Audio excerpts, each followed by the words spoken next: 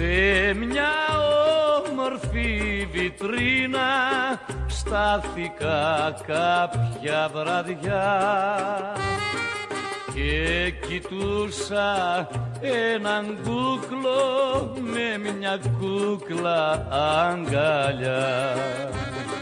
Μ' άρεσε πολύ η κούκλα κι είπα να την αγοράσω. Όμως σκέφτηκα του κούκλου την καρδιά να μη χαλάσω.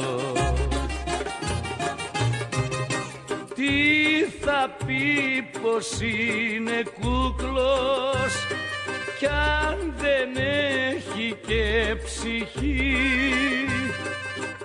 όταν χάνεις τη συντροφιά σου δεν έχει γλύκα η ζωή.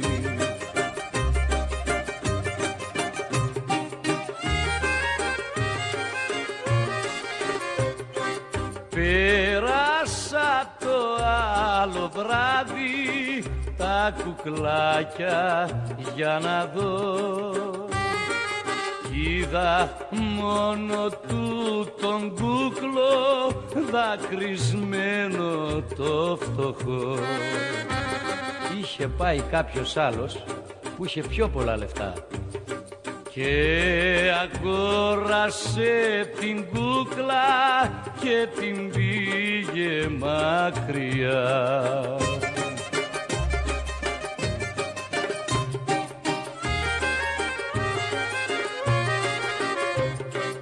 Γύρισα συλλογισμένος στο μικρό μου σπιτικό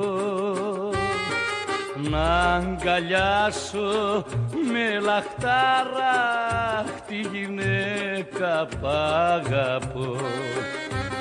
Μα αλίμονο σε μένα, κλάψε δόλια μου καρδιά. Έμαθα πως είχε φύγει με έναν άλλον μακριά.